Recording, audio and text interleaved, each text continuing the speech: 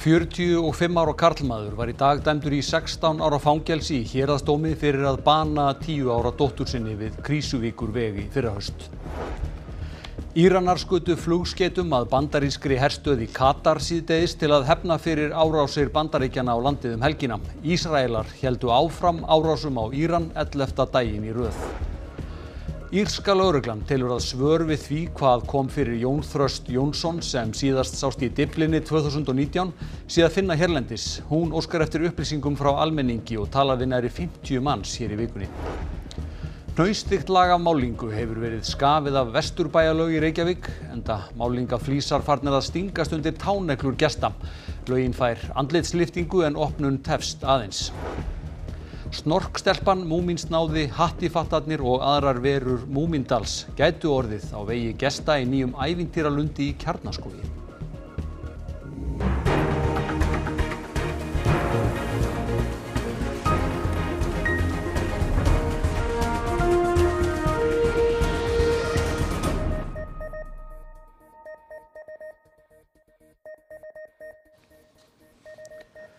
Gott kvöld. Héraðsdómur Reykjaness dæmdi í dag Sigurð Fannar Þórsson í 16 ára fangelsi fyrir að verða dóttur sinni að bana í september í fyrra.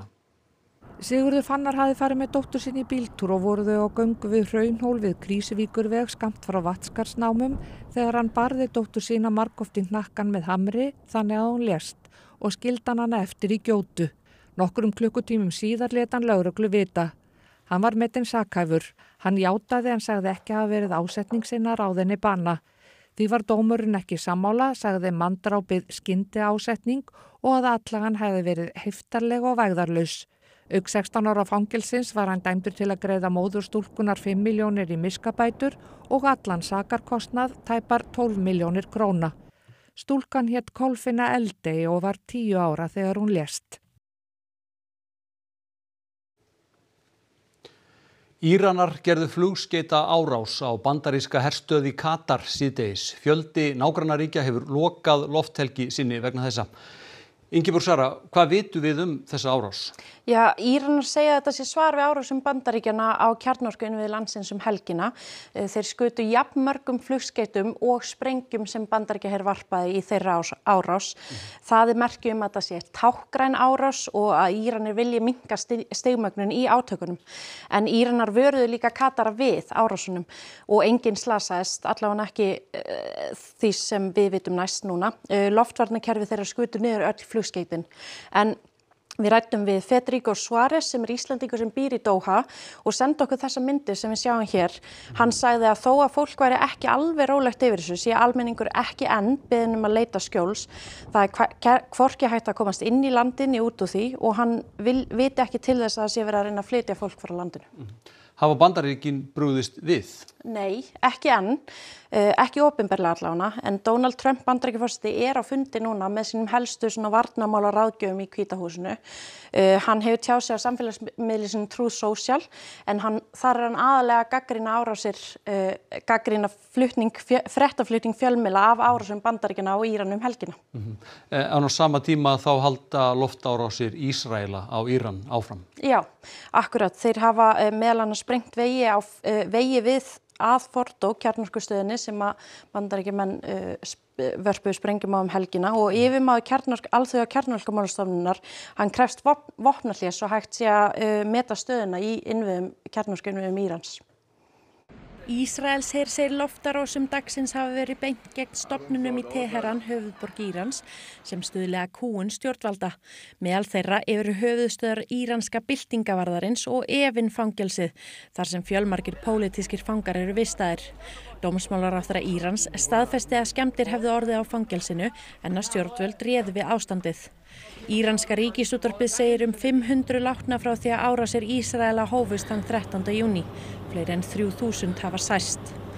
Ísrael segir sprengdi einnig vegi að Fordo kjarnorkustöðinni sem þó nokkra skemmdir urðu á í loftrásum Bandaríkjanna helgina. Alþjóða kjarnorkumálastofnunin hefur lýst yfir miklum áhyggjum af úranbirgðum Írana eftir árásinnar. Stofnunin áætlar að stjórnvöld búi yfir rúmlega 400 kílóum af auðguðu úrani sem væri fræðilega nóg til að framleiða 9 kjarnorkusprengjur hið minnsta. Eftirlitsmenn hafa ekki séð birgðirnar frá 10. júní. Yfirmaður stofnunarinnar kallaði eftir vopnahléi í Íran svo að stofnunin geti rannsakað kjarnorkuverin í landinu. There needs to be a cessation of hostilities for the necessary safety and security conditions to prevail so that Iran can let IAEA teams into the sites to assess the situation. Auk loftárása á bandarískar herstöðvar við Persaflóa óttast að írönsk stjórnvöld loki fyrir skipaumferð Hormúzsund í hefndarskyni fyrir árásir Bandaríkjanna og Ísraels. Hormúzsund það bil 39 kílómetra breitt, norðan við sundið Íran og sunnanmegin eru Sameinuðu arabísku furstadæmin og Óman.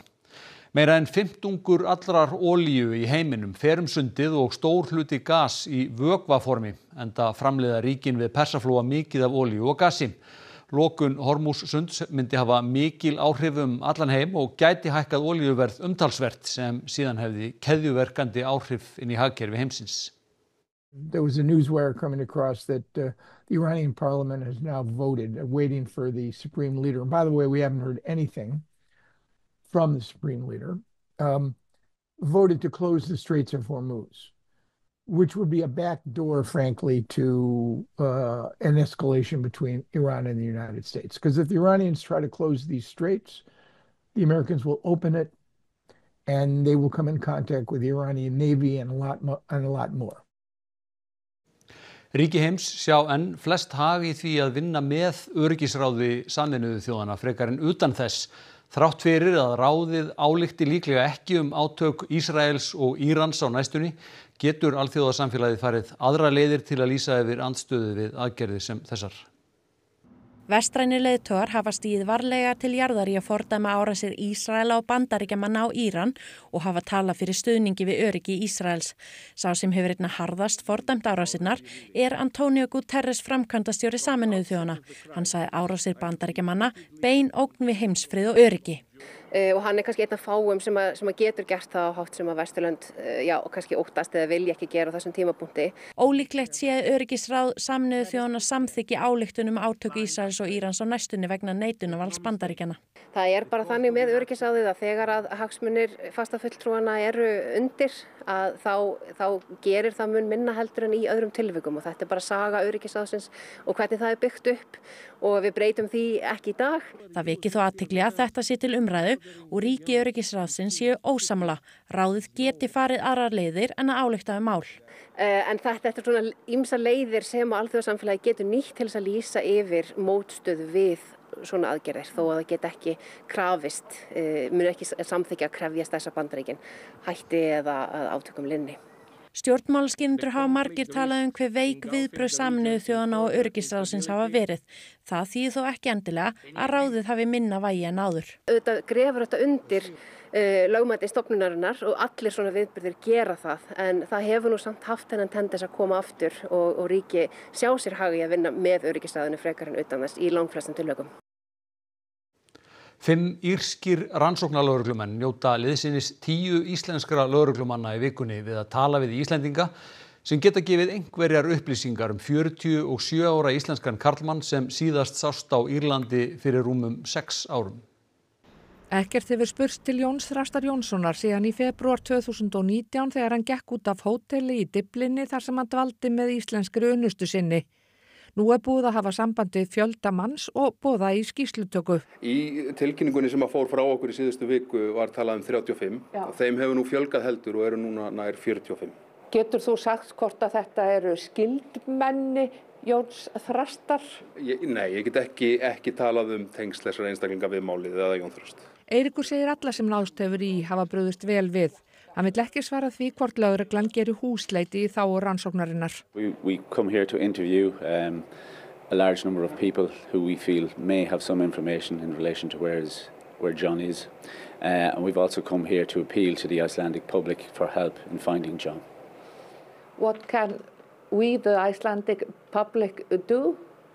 Well, we believe that whatever happened to John did happen to him in Dublin, but the answers to what happened to John may lie here amongst the Icelandic community. Fólk sem hefur upplýsingar bent á netfangið ábending hjá lrh.is eða símanúmerið 444 1000. We're trying to find any information at all, so any small piece of information people might think that it's irrelevant to the investigation, but even the smallest piece of information could be very important.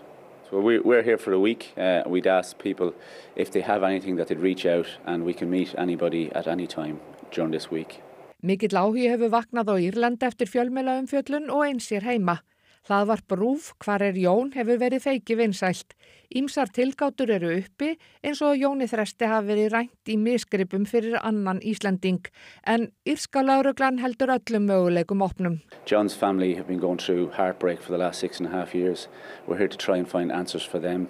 No family should have to endure the pain that they've gone through. But you think the answers maybe lie here?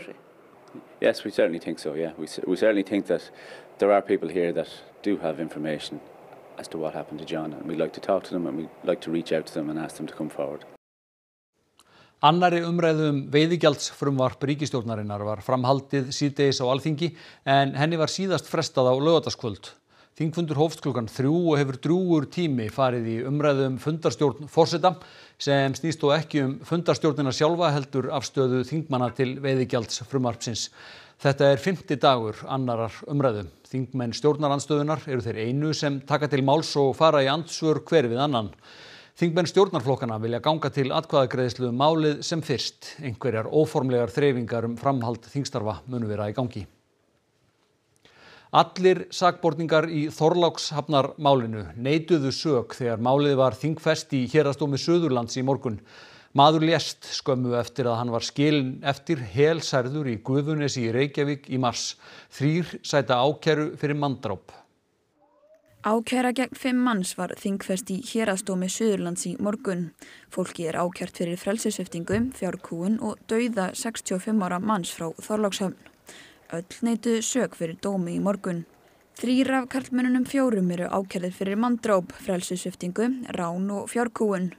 4. karlmaðurinn ákærður fyrir peningaþvætti með því að taka við pening sem var millifærður af bankareikningi mannsins sem var numinn á brott og lést af sárum sínum. Konan ákærð fyrir hlutdeild í frelsissviptingum og ráni, þar sem hún hefði sett sig í samband við fórnarlambið.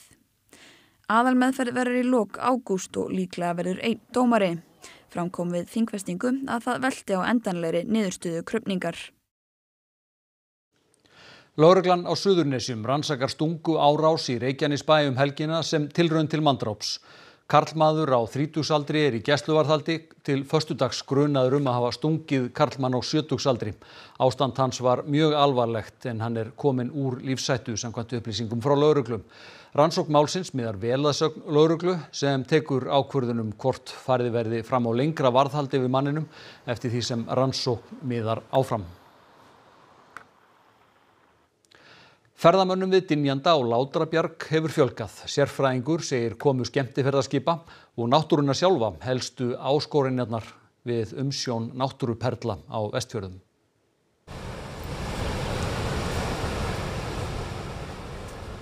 Það hefur verið 2016-17 sem fyrir að vaksa og það hefur verið mikil vöxtur á síðustu 2-3 árum.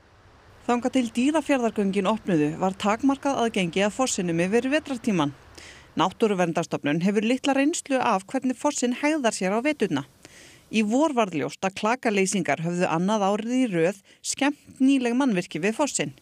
Það hefur skolast mikið efni í burt úr stígum. Stígar voru bara stór skemmdir eftir veturinni. Á Vestfjörðum kemur hátt hlutfall gesta með skemmtiferðaskipum, svo að margir heimsækja staðinn í skamman tíma í senn. En eins og staðinni núna þá þetta kannski svona 2 í viku sem við erum að horfa hálf tíma í senn, þar sem bara yfir álag á svæðinu. Bændurnar í Látrabjargi hafa að sama skapi lýst áhyggjum af ágangi ferðamanna. Síðasta haust var stjórnunar- og verndaráætlun fyrir Látrabjarg samþykkt. Ráðast á í stígagerð og færa bílastæðið til að dreifa álagi betur. Þá að við sjáum það í allri umgengni og hún töluvert betri og annars konar umgengni sem við sjáum á Látrabjargi heldur en til dæmis á Dynjanda. Þá vinnur Vegagerðin að endurbótum á veginum út af Látrabjargi. Jón bendir á að verndun svæðisins felist ekki síst í hversu erfitt að komast þangað. Hver langt verður gengið veit ég ekki, en það líka mjög mikilvægt held ég að gera Látrabjarg ekki massa túrismastað.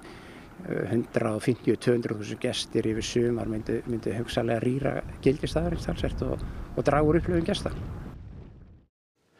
Mótmæli hafa verið í Feneyjum á Ítalíu vegna fyrirhugaðs brúðkaups auðkýfingsins Jeff Bezos þar. Mótmælendur á vegum grænfriðunga breiddu í dag út dúk á Markúsatorgið með risamynd af Bezos og áletruninni: ef þú hefur efni á að gifta þig í Feneyjum, hefur þú efni á að borga hærri skatta. Grænfriðungar telja Bezos, sem stofnandi og eigandi Amazon, vera táknmynd kerfis sem stuðli að umhverfis og félagslegu hruni heimsins. Brúðkaup Bezos og Lauren Sanchez verður síðar í vikunni og hermafregnir að nánast öll borgin verði undirlögð vegna þessa. Gestir Vesturbæjarlaugar í Reykjavík verða að bíða lengur eftir að njóta hennar á ný en til stóð að opna á morgun. Viðgerðin umfangsmeiri en ætlað var. Stefnt að opnun eftir gagngerar breytingar í síðasta lagi miðjan júlí. Sundlaug Vesturbæjar mjög vinsæl en hún hefur verið lokuð síðan 27. maí og til stóð að opna á ný á morgun. En eins og þessar myndir sína, þá verður ekki það því. Laugakarið, það ekki tilbúið. Hér hefur laugakarið verið málað yfir hálfa öld og alveg bara mörg laugamálingu og það var ákveðið núna að strippa alla málingu af, gera múrvirkjaðir og mála upp á nýtt og þetta bara miklu meira verk heldur en að gert var. En samt að mjakast og vonandi náum við samt að opna fyrr en 15. Bind mikla vonu við það. Þannig að nýja dagsetningin 15. júlí. 15. júlí, vonandi fyrr, en við þorum ekki að lofa öðrum 15. júlí, já.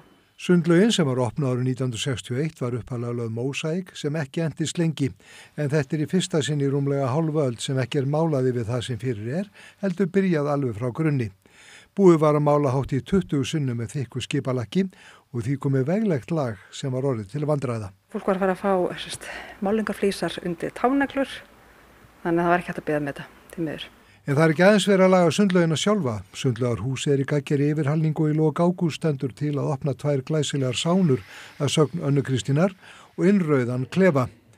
Líka á að skipta út neyðakerfinu sem hafa komið til ára sinna og segir hún það í raun láni óláni að þetta beri allt upp á sama tíma því annars hefði komið til 2 langara lokana.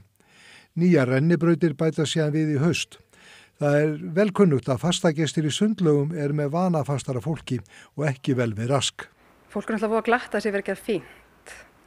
Að það sé verið að eyða peningum, ekki alveg sjálfgefið að fá pening í svona framkvæmdir. Þannig að flestir bara mjög ánægðir að sé verið að gera fínt, en auðvitað þetta kannski svona lengri lokun heldur en fólk hefði svona, fólk eru svona pínu svona, já, þetta aðeins svo langt. Börn jafnt sem fullorðnir geta sótt ævintýraverur Múmindals heim í sumar og spókað sig í bláa Sívalturninum þegar nýr Múminlundur opnar á leiksvæðinu í Kjarnaskógi. Það eru eflaust einhverjir sem kannast við bláa himinháa turnin sem rís hérna í Kjarnaskógi í litlum lundi sem ætlað að verða Múminlundur í sumar. Við ætlum að leggja stíga hérna skóginn og það bara að standa Múminpersónur og heilsaðir þegar þú labbað framhjá eða gleðja þig á einhvern hátt. Já, þannig að við getum upplifað þetta ævintýri bara hérna í Múminlundinum. Í lundinum síberíulerki, trjátegund sem Ingólfur segir vera hálfgerða öskubusku skógarins, þar sem hún vaxi í allar áttir en ekki beint upp í loft. Það henti hins vegar fullkomlega fyrir ævintýraskó. Við ætlum að nota gamla kræklótta síberíulerkið okkar sem umgjörð og þar ætlum við að reisa nokkur mannvirki. Það verður sjóræningjar skipið og brúin í Múminævintýrinu, hún náttúrulega verður að vera. Múminlundinum ætlað að rísa smátt og smátt í sumar en verða að fullu búin að ári liðnu. Verið að leggja lokahönd á öryggisatriði í kringum turnin sem ætlað að opna í næstu viku og börnin fylgjast spennt með. Þekkir þú einhvern sérstakann úr Múminálunum? Já, pappan. Finnst þér hann flottur? Hvernig lítur pappin út? Hann hvítur og hann með hatt og svona næstu bandi yfir hattinum. Hvaða karakter eða persónu þekkir þú úr Múmínálfunum?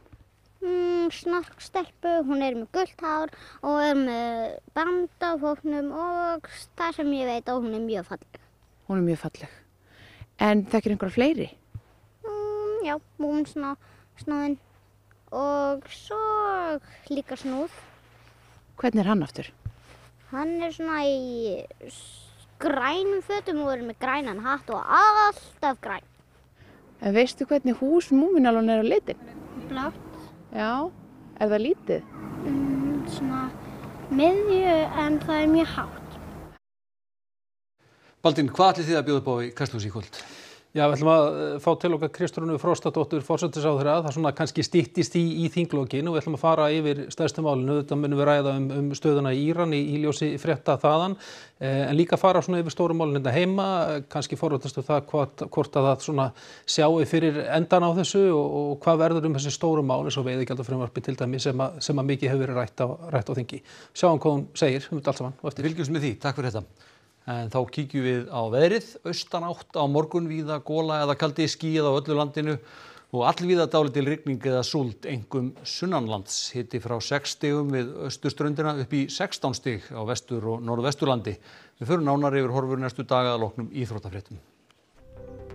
Íslandsmeistarar voru krýndir í holukeppni í golfi á Hlíðavelli í Mosfellsbæ nú síðdegis. Spennan í úrslitaviðureigninum var mikil. Kvennalandslið Íslands í fótbolta hélt af landi brott í dag. 9 dagar eru í fyrsta leik liðsins á EM í Sviss. Og Oklahoma City Thunder fagnaði NBA-meistaratitlinum í körfubolta í gærkvöld. Þetta og fleira í íþróttum hér eftir fréttir. Helstu atriði frétta. 45 ára karlmaður var í dag dæmdur í 16 ára fangelsi í héraðsdómi fyrir að bana 10 ára dóttur sinni við Krýsuvíkurveg í fyrrahaust. Íranar skutu flugskeytum að bandarískri herstöð í Katar síðdegis til að hefna fyrir árásir Bandaríkjanna á landið helgina. Ísraelar héldu áfram árásum á Íran 11. daginn í röð. Írska lögreglan telur að svör við því hvað kom fyrir Jón Þröst Jónsson sem síðast sást í Dyflinni 2019 sé að finna hér á landi. Hún óskar eftir upplýsingum frá almenningi og talar við nærri 50 manns hér í vikunni. Hnausþykkt lag af málingu hefur verið skafið af Vesturbæjarlaug í Reykjavík enda málingaflísar farnir að stingast undir táneglur gesta. Laugin fær andlitslyftingu en opnun tefst aðeins. Snorkstelpan, Múminsnáði, Hattifattarnir og aðrar verur Múmindals gætu orðið á vegi gesta í nýjum ævintýralundi í Kjarnaskógi. Næstu fréttir verða í sjónvarpinu og útvarpinu klukkan 10 í kvöld og á vefnum okkar ruv.is má nálgast allar nýjustu fréttir á íslensku, ensku og pólsku. Þessum fréttatíma er lokið. Minnum á Kastljós, verið sæl.